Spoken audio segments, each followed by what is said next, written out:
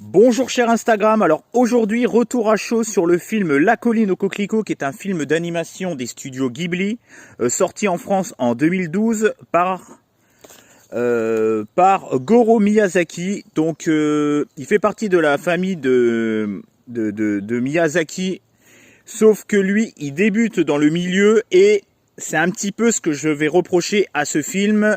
Contrairement à, je crois que c'est mon quatrième film que je vois des studios Ghibli, je trouve que bon, l'idée de départ est plutôt sympathique. C'est l'histoire d'une adolescente qui va tomber amoureuse un petit peu amoureuse d'un jeune homme qui un peu révolutionnaire, qui va tout faire pour sauver un petit peu son école, même si elle est dans l'école et lui il est dans la même école que lui il est dans la même école qu'elle. Il a en plus un espèce d'atelier où ils apprennent des différentes matières. J'ai pas trop compris le lien entre les deux écoles. Enfin bref, on n'est pas là pour parler de ça. L'idée de départ est plutôt sympathique. Après, ce que je reproche à ce film, c'est le manque de poésie. Ça manque un petit peu de relief. C'est un petit peu plat. L'ennui s'installe assez vite. L'esthétisme, même pour un Ghibli, je trouve que bon, ça reste toujours joli. Ça reste quand même un Ghibli. Je peux pas dire que c'est la photo, je peux pas dire que le dessin est moche, mais c'est assez basique pour du Ghibli. Je trouve que ça manque un petit peu de magie, surtout pour un Ghibli. Habituellement, il y a la magie qui opère. Là, je trouve que l'ennui s'installe assez vite. Même au niveau de la narration, au niveau des sentiments entre les personnages, je trouve que c'est assez plat. Il n'y a pas beaucoup de sentiments. Les sentiments, c'est très les sentiments entre même entre notre personnage principal féminin et le personnage principal masculin, cette amourette là, ça manque un petit peu de relief aussi de ce côté-là. Après, c'est sûr que c'est sympathique. Je me suis pas, comment dire, j'ai pas trouvé le film nul, mais pour un film des studios Ghibli, je trouve que voilà, honnêtement, je me suis un peu emmerdé. Même si il y a tout le passif du personnage féminin, donc personnage principal féminin, familial, avec la perte de son père et tout, qui est peut-être le meilleure partie de la narration. La romance en soi et tout ce qui se passe à côté, c'est pas oufissime quoi. Franchement, honnêtement, j'ai vu mieux au niveau des studios Ghibli. Enfin bref, je vous recommande pas La Colline au Coquelicot, je vous recommande plutôt un autre film des studios Ghibli. J'espère que ça vous a plu. Ciao et bye bye. Bonjour cher Instagram, alors aujourd'hui retour à chaud sur le film Interdit aux chiens et aux Italiens, qui est un film d'animation autobiographique français d'Alain Huguetto, sorti en 2023. Alors c'est l'histoire d'une famille italienne. On suit l'histoire d'une famille italienne dans les années début 1900 jusqu'à après la guerre. On suit une famille italienne qui souffre de la famine, qui souffre de la dictature et de la guerre, et qui va tout mettre en œuvre pour pouvoir sauver sa famille. Donc ces Italiens qui sont proches des Alpes vont essayer de travailler en France et de s'acclimater à la France et de s'adapter un petit peu aux mœurs françaises et tout en étant attachés à leur pays, ils vont tout faire pour rester en France. En tout cas, je trouve que esthétiquement, ce travail de stop motion en pâte à modeler, que ce soit au niveau de l'articulation des personnages, de l'esthétique des personnages, le moindre détail en pâte à modeler, ça rappelle un petit peu, il y a un côté un petit peu art plastique. Parce que tout est fait en plus, il n'y a pas que de la pâte à modeler, c'est aussi fait avec, par exemple, je vois il n'y a pas que de la pâte à modeler, il y a aussi du carton. Esthétiquement, c'est super bien fait, les paysages sont magnifiques, les détails sont sublimes. Et ce que j'ai bien aimé, c'est qu'en fait, on suit l'histoire d'une vraie personne, donc personne humain, qui vont nous expliquer un petit peu le passé de son grand-père, de comment a vécu son grand-père au temps de la dictature italienne, donc Berlusconi, au temps de la guerre et au temps de la famine. Donc c'est très intéressant à suivre.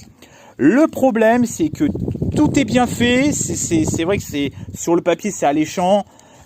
Tout est bien fait, tout est bien réalisé.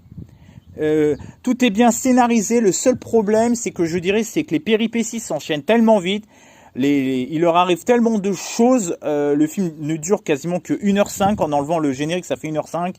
On n'a pas vraiment le temps de s'attacher aux événements. On n'a pas le temps de s'attacher vraiment aux personnages. Ça s'enchaîne tellement vite que ça manque un petit peu de se poser, de recul pour vraiment être attaché à cette famille. Ils enchaînent en fait. C'est un petit côté un peu documentaire.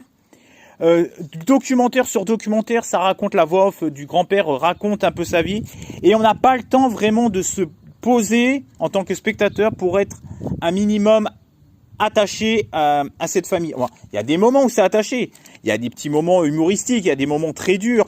Bon, c'est sûr qu'on est attaché un petit peu, mais ça aurait mérité d'être un petit peu moins soutenu au niveau documentaire et moins soutenu au niveau des événements pour qu'on s'attache plus aux personnages et aux événements qui découlent de tout ce qui se passe. Voilà, j'espère qu'en tout cas, ça vous a plu. Dites-moi ce que vous pensez de ce film. Allez, ciao!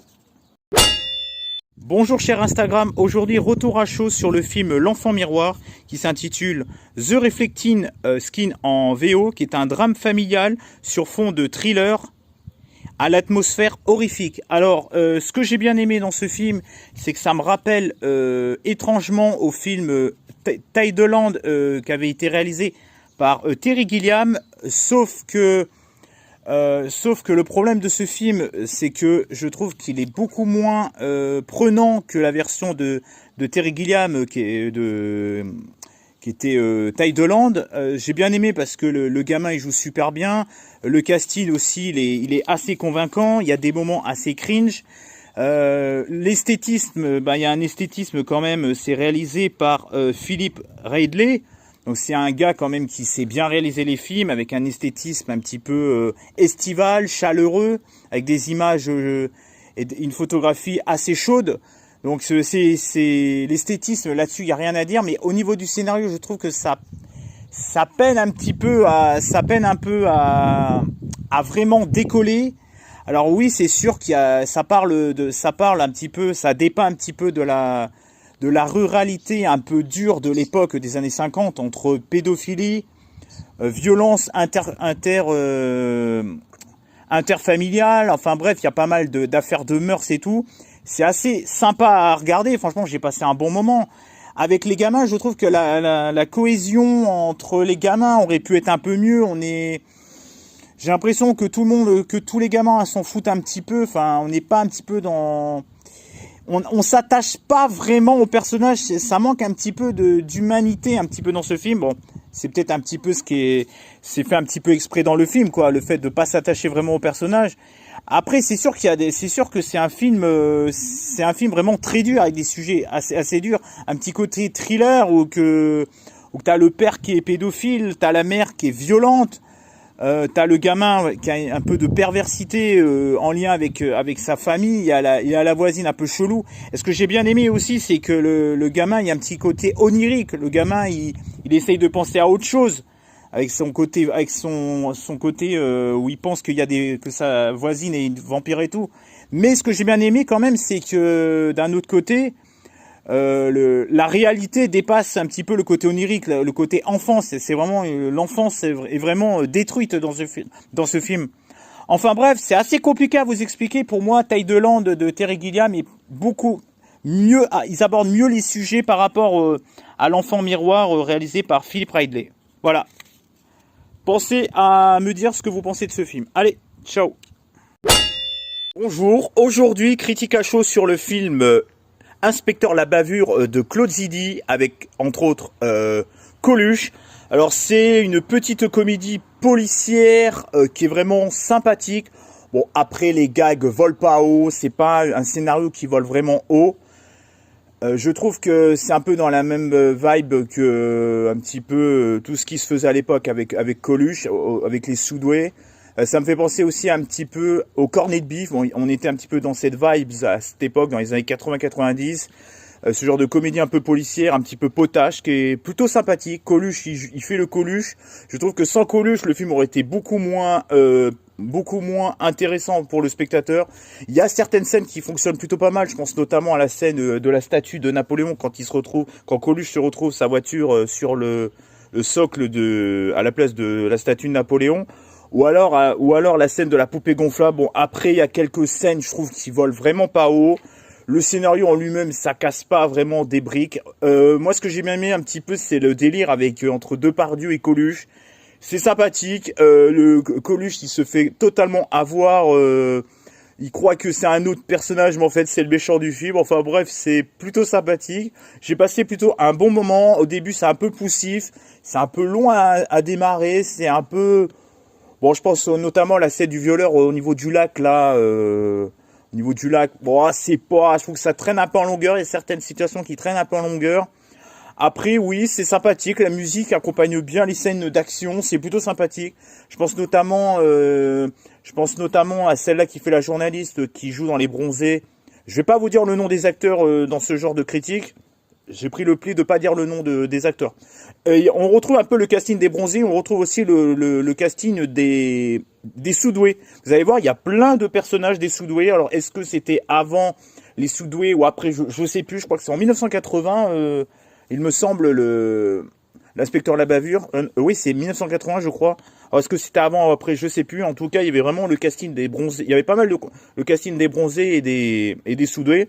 J'ai passé un bon petit moment. Je vous le recommande, mais c'est pas non plus la comédie de référentiel des années 80.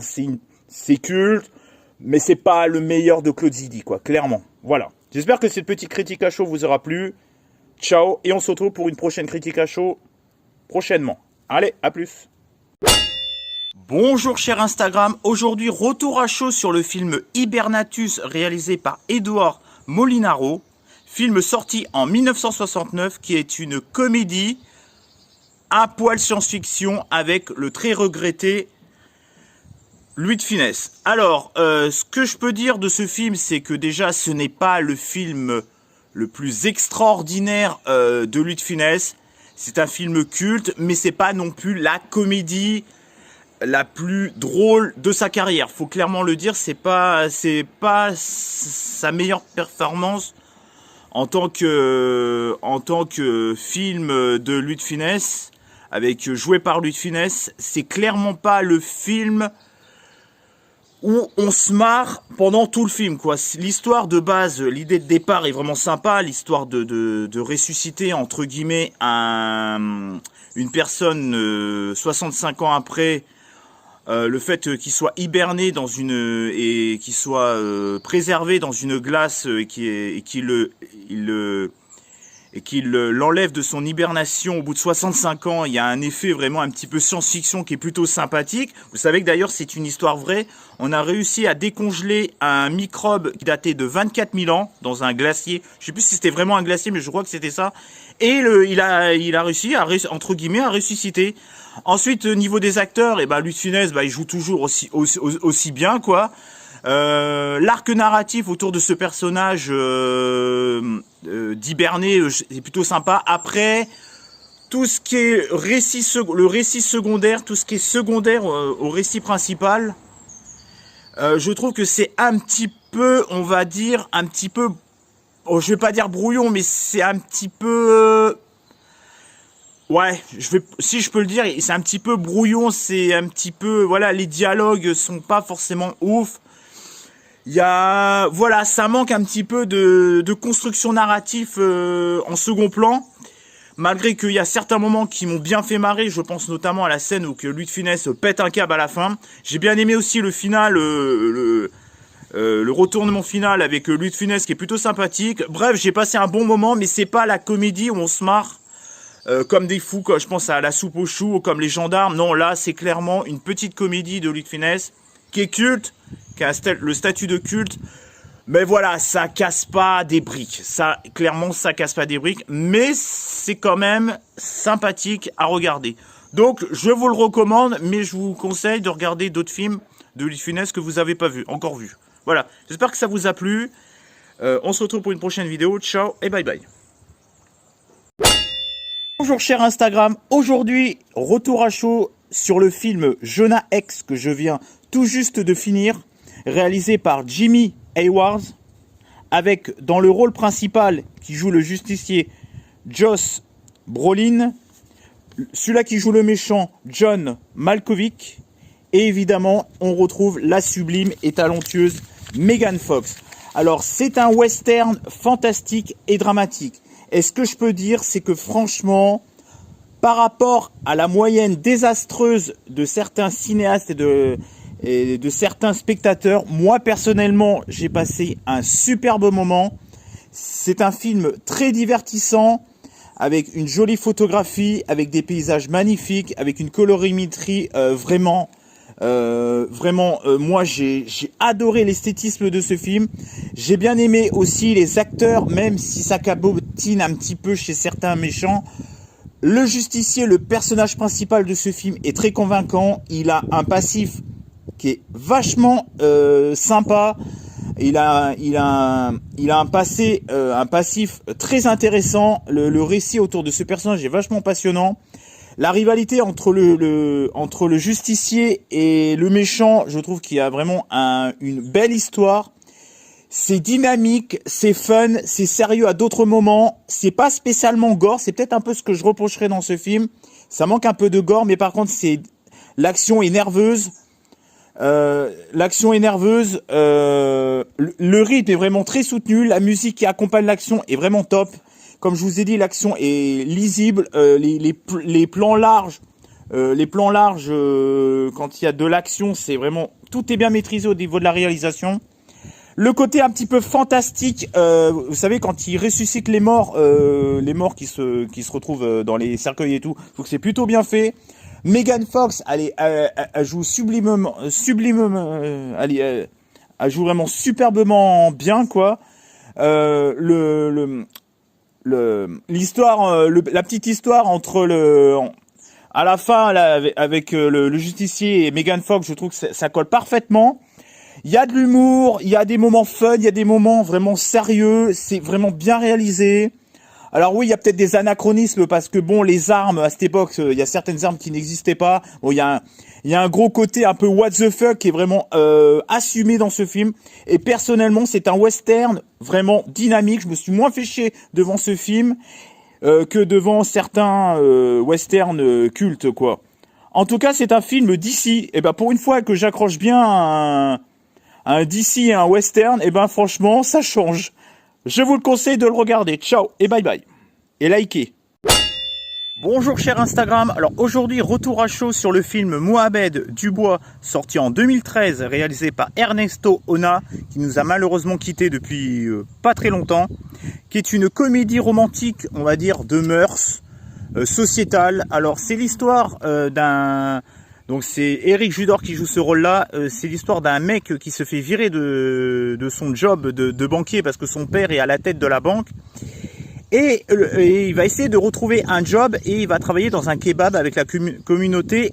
Il va se lier d'amitié avec la communauté musulmane. Sauf qu'il va en plus tomber amoureux de la sœur de son patron, qui est aussi son pote. Mais il va devoir mentir parce qu'en fait cette famille ne supporte pas les non-musulmans. Il ne supporte pas les non-musulmans. Donc il va tout mettre en œuvre pour se faire passer pour un musulman. Mais dans son arbre généalogique, il a quand même des origines arabes. Sauf que, je vais pas vous spoiler, mais ils vont se rendre compte qu'en fait il n'est pas arabe. Enfin bref, il va y avoir... il va tomber amoureux de cette fille qui est jouée d'ailleurs par Sabrina Ouazani. Et il y a aussi Youssef Hadji qui est le patron qui joue. Le casting est plutôt bon. L'idée de départ, le fait de ce mensonge pour pouvoir se rapprocher de sa sœur, on voit que le film joue avec les clichés. Habilement, il joue avec les clichés. Chacun en ramasse pour son grade. Les musulmans et les non-musulmans, chacun en ramasse un peu pour son grade. On voit qu'il y a les racistes de policiers, les fanatiques des musulmans qui veulent coucher avec. Il y a les arabes qui ne supportent pas les non-arabes. Enfin bref, chacun en ramasse pour son grade. Je trouve que c'est bien proportionné par rapport à ça. C'est pas la comédie du siècle, mais c'est une petite comédie sociétale qui est vraiment sympathique avec, comme je vous ai dit, un bon casting. Eric Judor, il est vraiment très bon dans ce film. Après, je trouve que dans ce film, il y a quand même des choses qui sont un petit peu inutiles. Je pense notamment aux méchants. Ça apporte pas non plus, ça apporte pas grand chose de plus au récit de base. Mais c'est une petite comédie. Mohamed Dubois, qui sort un petit peu des sentiers battus. Je trouve qu'il y a une idée de départ assez originale. On passe un bon petit moment, on rigole. Il y a des moments assez très humains. Il y a des moments assez touchants, très humains, fun à d'autres moments. Enfin bref, c'est une petite comédie Mohamed Dubois que je vous recommande à regarder avec une petite bière ou entre amis un soir où vous avez pas grand chose d'autre à foutre. Après voilà, c'est pas non plus c'est pas non plus le film du siècle. Voilà, j'espère qu'en tout cas ma critique sur Mohamed Dubois vous aura plu. Ciao et bye bye. Bonjour, retour à chaud du film de Dario Argento, Dracula, qu'on appelle aussi Dracula 3D. Alors personnellement, contrairement à beaucoup, moi j'ai beaucoup apprécié le film. Déjà par son côté gore qui est très graphique. Il y a des scènes de décapitation, il y a des scènes d'empalement dans le cou, il y a des scènes de morsure, de décapitation, t'as des têtes qui volent, enfin bref, le côté gore est vraiment génial. Ensuite, où je reproche beaucoup les défauts de ce film, c'est que en fait, le temps qu'on sache les intentions de Dracula, ça met énormément de temps à se mettre en place. Idem pour tous les personnages, il y a plein de personnages qui s'enchaînent, on sait pas ni d'Ève ni d'Adam, qu'est-ce qu'ils foutent là. On est assez perdu parce que ça s'enchaîne les uns après les autres, ça s'enchaîne sans vraiment savoir pourquoi. Et surtout, ne pas savoir les intentions réelles de ce Dracula.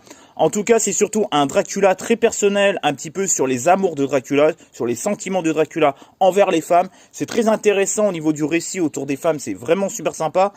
Le film est très long à se mettre en place, mais à partir du moment où on sait où on met les pieds et on sait les intentions de Dracula, ça devient hyper passionnant, le rythme est beaucoup mieux soutenu. Et ce que je peux dire, c'est qu'à partir du moment que le médecin arrive dans l'action, dans le film, avec cette jeune fille où son ami lui arrivait des choses, je vais pas vous spoiler.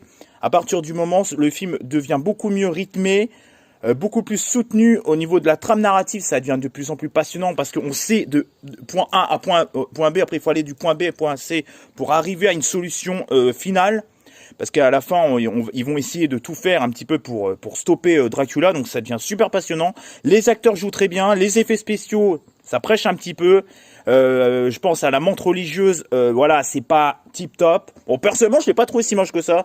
Les effets spéciaux, ça, voilà, on voit que ça manque de budget. Mais en tout cas, c'est un Dracula de Dario Argento. C'est vraiment très sympathique. En plus, la musique, l'esthétisme, bah, c'est l'esthétisme à la Dario Argento. Donc, que dire de plus? Franchement, je trouve que, voilà, il y a la patte de Dario Argento derrière. Il y a un petit côté sexy assumé de la part du réalisateur. Ça passerait peut-être plus aujourd'hui avec le post-MeToo.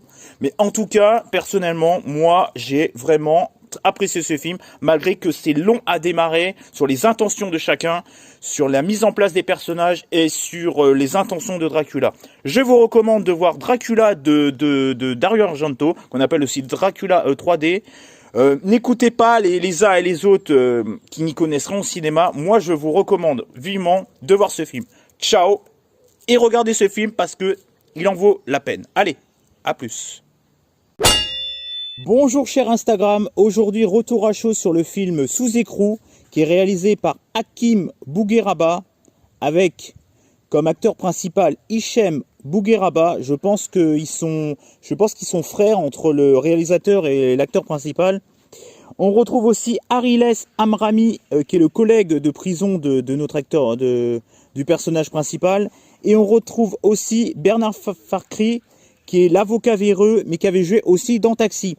Alors, ce que je peux dire, c'est que je me suis réconcilié avec le réalisateur Hakim Bougueraba, qui avait fait le premier Secpa, que j'avais trouvé plutôt sympathique. Il y avait une nouvelle bande, il y avait une dynamique, il y avait de l'humour. Bon, c'était pas toujours fin comme humour, mais il y avait quelque chose, il y avait une petite originalité, un petit truc, un petit côté cité, nouvelle génération et tout, bref. C'était pas mal. Après, il y avait la Secpa 2 au ski qui était complètement claqué au sol, je peux dire les termes, claqué au sol. Donc j'étais un peu en froid avec le réalisateur. Et là, avec son troisième film, il nous propose quand même, d'ailleurs c'est un film qui est sorti en décembre 2024, c'est quand même une comédie d'action qui fonctionne plutôt bien, avec des personnages et des acteurs investis dans leur rôle, avec un bon acting. Surtout l'acteur principal joué par Hichem Bougueraba, que je trouve qu'il est assez convaincant. Il a un charisme de gars de cité qui correspond parfaitement à l'ère du temps. J'ai bien aimé l'humour, j'ai bien aimé le fait que ce soit bien rythmé. Alors certes, peut-être pour ce que ça racontait, c'est peut-être un peu long, en 1h51, ils auraient pu tenir ça en 1h35, ça aurait pas posé de problème, parce qu'il y a beaucoup de superflu et des choses qui sont un peu, je pense notamment là au mec qui se prend un peu pour un Italien, là, il a une gueule un peu spéciale, là, je crois qu'il fait de la mécanique et tout, à un moment, Johnny, voilà, j'ai trouvé ça un peu lourd, j'ai bien aimé l'humour, le côté action est plutôt accentué de fight bien shooté, bien réalisé. Quand ça castagne, et ben ça castagne à fond, quoi. On voit vraiment les impacts sur les figures des personnages. Même les meufs en prennent pour leur grade. Voilà, on fait pas semblant parce que c'est une meuf. Bref, il n'y a pas de féministe incongru, il n'y a pas de wokisme incongru. Bref, c'est une petite comédie que j'ai beaucoup aimée. C'est agréable, c'est sympathique. L'histoire autour de la prison... le scénario est assez original, le fait qu'un mec se fasse passer pour un gars qui lui ressemble et tout, je trouve que c'était plutôt sympathique. Les scènes d'action sont plutôt bien faites aussi, les scènes d'explosion et tout. Bref, moi personnellement, j'ai bien aimé cette petite comédie. Et ce que j'ai bien aimé aussi, c'est la scène du juif qui m'a vachement fait marrer. En tout cas, je vous le recommande parce que c'est plutôt une petite comédie qui sort du lot. Ciao!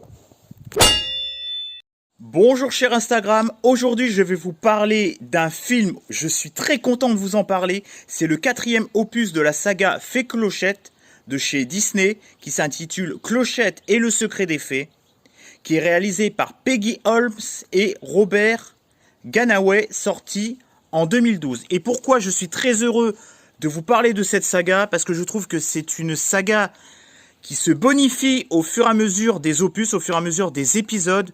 Disney, à chaque fois qu'il touche à un nouvel épisode, il fait quelque chose d'encore mieux que le précédent, à quelque chose près.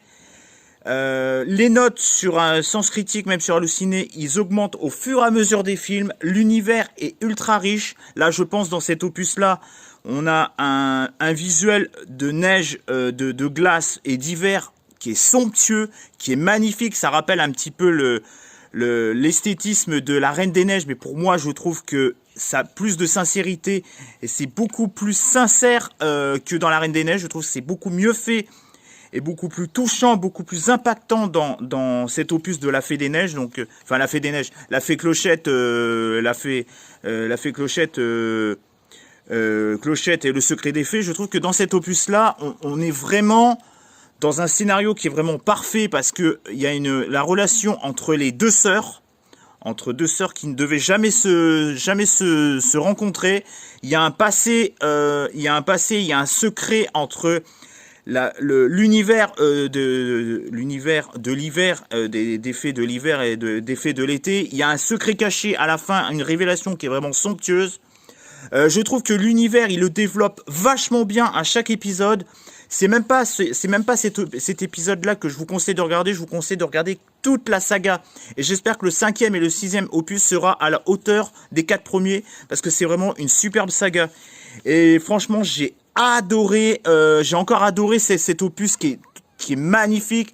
Avec un superbe scénario, des personnages qui sont bien écrits. C'est touchant, c'est sensible avec de la chanson chantée, mais c'est pas aussi gavant que dans certains films Disney comme La Reine des Neiges ou j'en passe. C'est fait avec finesse, c'est fait avec beaucoup de goût. Je trouve que Disney prend son temps pour développer les personnages, pour développer son univers qui est riche, en apportant toujours des nouveautés à chaque épisode. Je sais pas si j'ai oublié des choses, mais en tout cas j'ai adoré le côté féerique de ce film, c'est le côté aventure, des moments un peu plus sérieux, des menaces réelles pour les mondes des différentes fées et même pour les protagonistes. Enfin bref, je vous recommande ce film. Il n'y a pas de méchant, mais en tout cas c'est un superbe film et une superbe saga que je vous recommande. Ciao et bye bye.